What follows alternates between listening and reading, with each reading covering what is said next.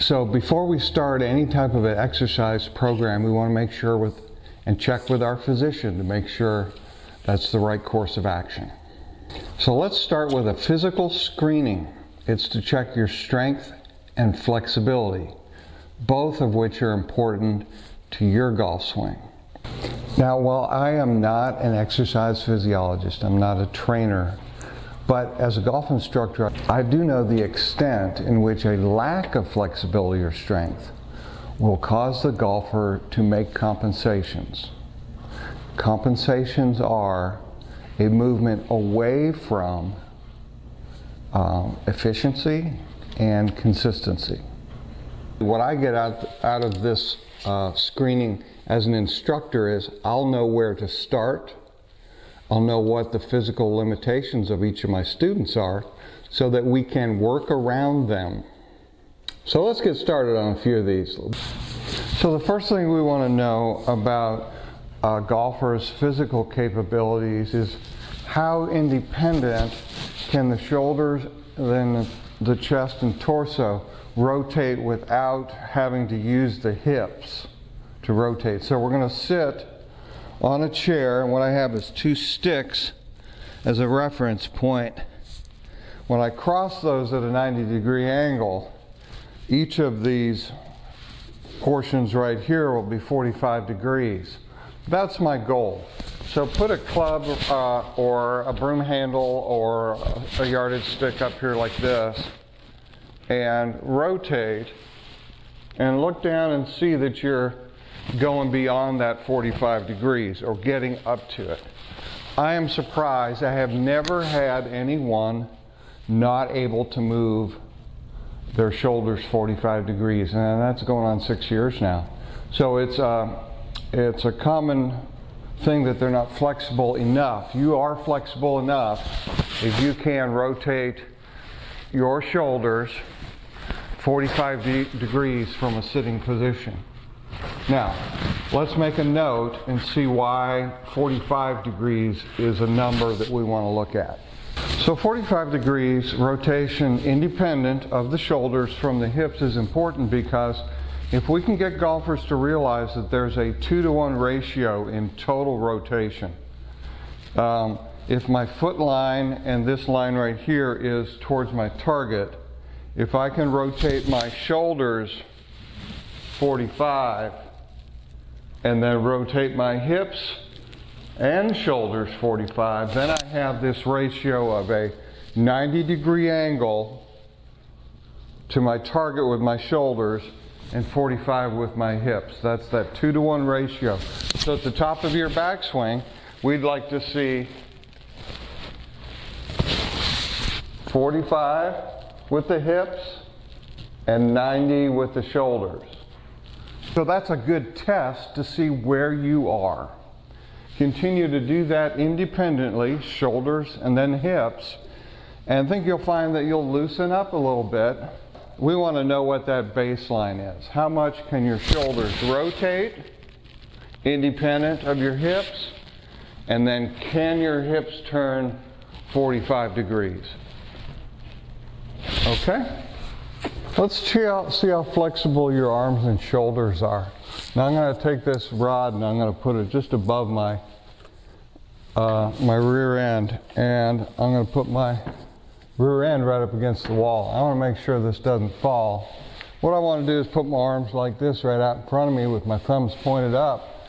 Keep my shoulders back, and I want to go straight forward and go as high as you can without bending your arms and without letting that fall out. That'll show us the range of motion in your shoulders. Now the hands and wrists are really important in the golf swing. We create speed with our body, but it has to go through our hands and arms. So we have to have some flexibility and strength in those to optimize our swing. So let's show you a couple of screens that we use to make sure people have the right flexibility and the strength in their hands. First, let's start out with something really simple. Just get your arms extended and go up as far as you can go and down. Up and down. That's wrist flexion. You look at it from this angle, it's simply up and down, okay? If you have any pain or anything like that, get it checked out. The second motion we're looking for, we did this. Now what we're going to do is we're going to pull our elbows into our side, so this is flat level to the ground. And we're going to turn our hands out and back in. Okay? Rotation of your forearms. Any pain or stiffness there, things like this can really help. Okay? Now finally is the radial ulnar deviation. I don't know which is which, and these are all fancy words to me, but it's basically keeping your elbows in, forward and backwards. You can probably tell me which is which. Okay? But we want to see that you do that. Now I see a lot of folks cheat and they get their hands up here and they go like this. Keep it real strict. We just want to see where you're moving and what we can, how you can use these in your golf swing. Some people are real stiff here. Well, they're not going to have quite the same wrist cock as somebody who's really flexible can go. And that helps us not only in your development, but also when we're teaching and working on certain things. So your wrist do all those things in the golf swing. That's called your release. We're not going to go through that motion in detail because most of you do it naturally. If you ever swung a baseball bat, you make all those same motions. If you play tennis, you've struck a tennis ball, it's that same type of motion.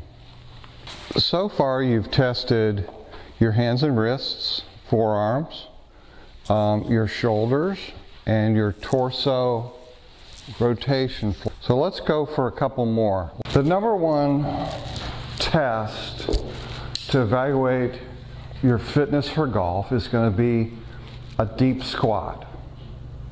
Not so much about what the weight you can carry, but how deep you can go and how easily you can go up and down. I'm not a fan of this. Going back to my weightlifting days, I always hated the squat. Always worried about hurting my back. Basically, keep your feet square, shoulder width, and keep your chin up and your chest up and go down as deeply as you can. Okay? Keeping your heels on the ground. Now again, I'm not good at this. Something that might help you get better at it would be to do walking lunges like that. That's a great exercise to get lower and get strong.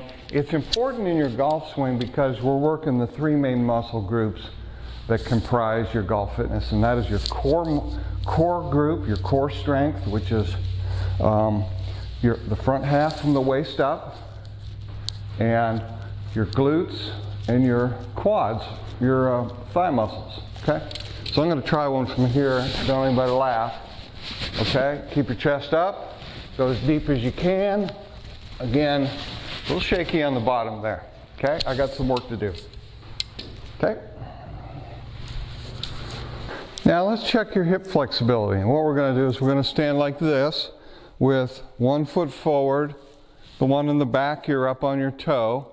And you're simply going to rotate one way, and go as far as you can, and then over the forward foot as far as you can. That's going to tell us how much your hips can rotate internally and externally. Again, we just want to see how well your hips work.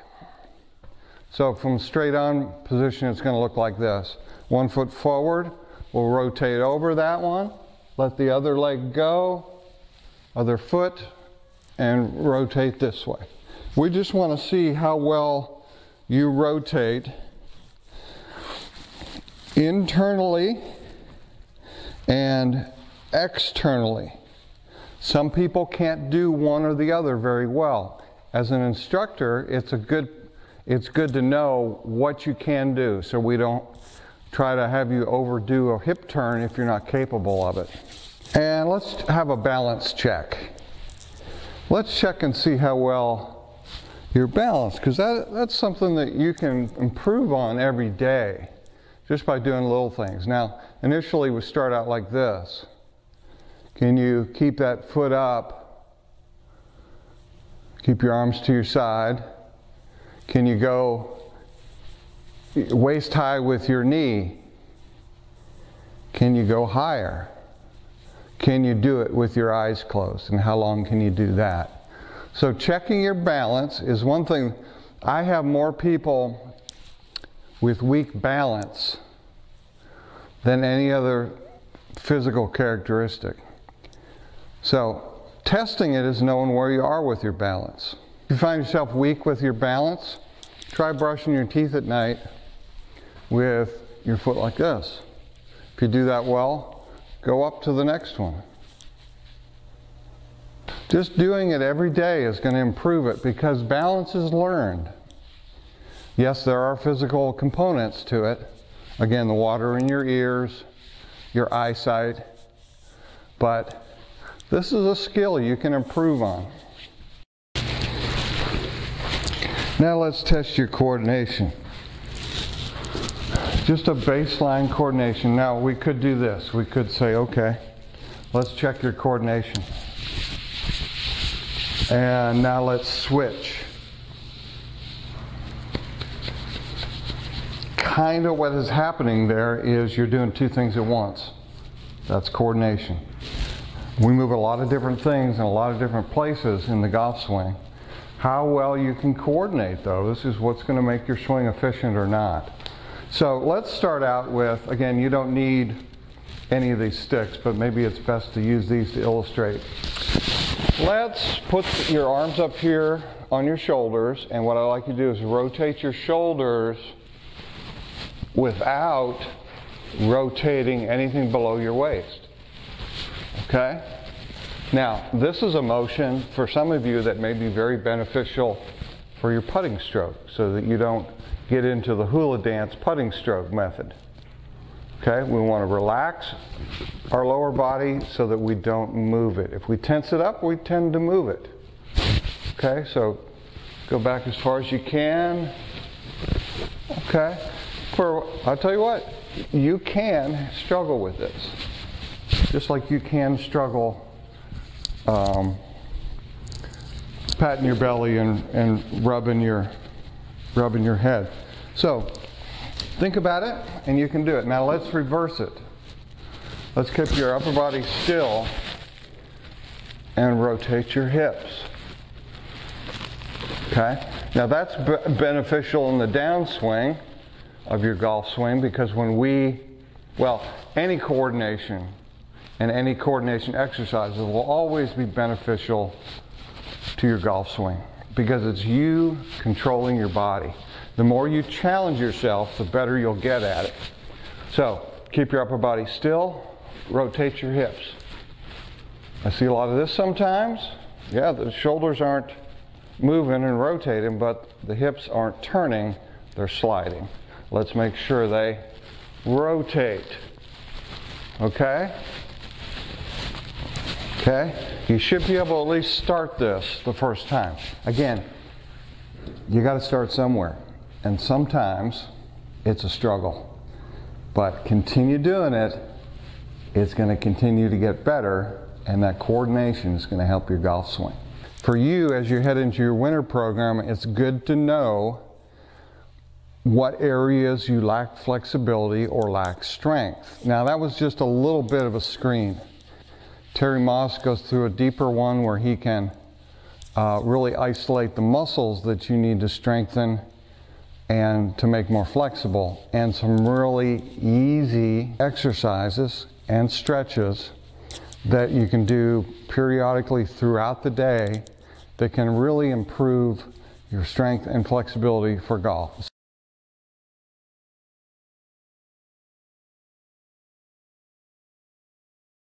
If you've been a follower of Callaway, they finally came out with a remake on the CF, the forged Apex iron. It's always been, and over the last 5 years, our #1 selling iron. And now it's new, improved, a little less offset, really a good club. So those of you that like the traditional look and aren't real fond of the big-headed distance irons, this is it. This is really, aside from the Big Bertha, this has always been a club longer than most anything else we have ever tested. Okay? Now it also comes in a player's version. I say player's version, that person who really likes a thin top line, likes more traditional lofts. Now, these sets can be blended. They have a special set where through the 7-iron, I believe, is the regular Apex CF. From the 8-9 through wedge is the forged. They're blended. You can't tell the difference as far as cosmetics. They do the same finish and everything. So again, you don't know if your irons stand up to these unless you come out for a fitting. Let's look at some pictures of these beautiful irons. This is mine. I get to play this year. Fired up.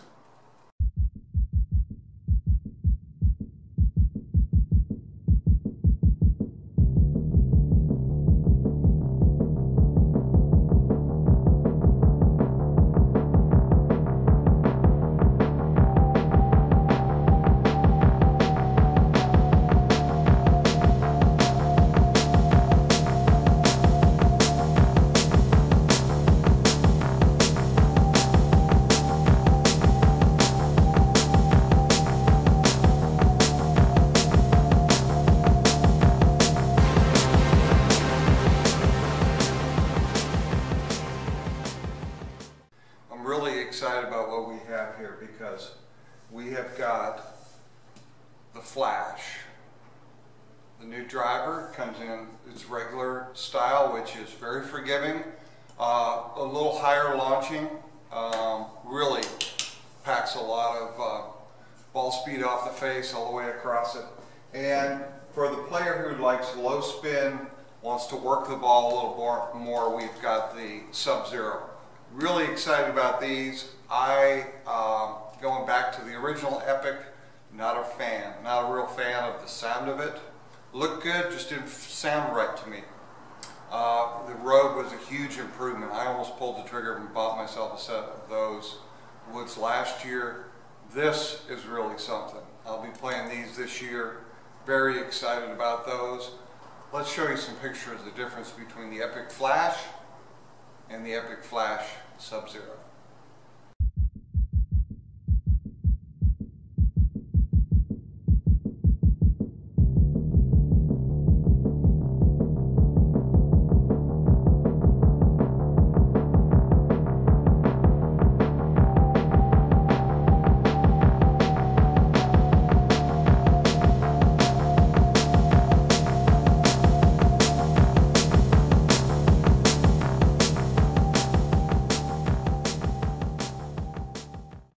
Okay, here we are with the Epic Flash. One thing you'll notice about this, if you look at it, and if I can get this angle just right, you'll notice compared to the Sub-Zero, it's broader across here. That allows them to put the sliding weight in the back, which moves the center of gravity, but because the center of gravity is back so far, it's going to be more forgiving. It's going to provide a little better launch angles for those players who maybe lack a little bit of speed. I'm playing this brand right here because it's the most forgiving. That's what I want out of my driver. Ball speed out of the face and forgiveness out of the rest of it. So you see they have kind of a cool design on the face. Again, carbon fiber, really cool looking. It sounds good too.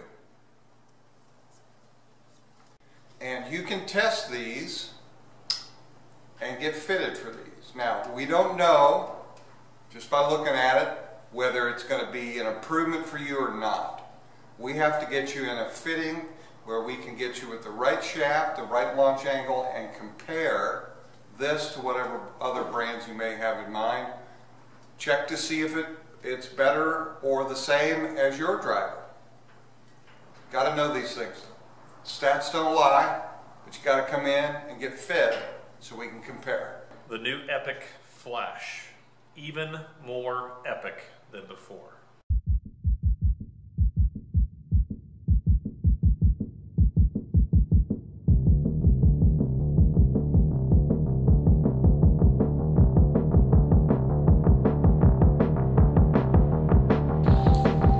Would you look at that? Ooh.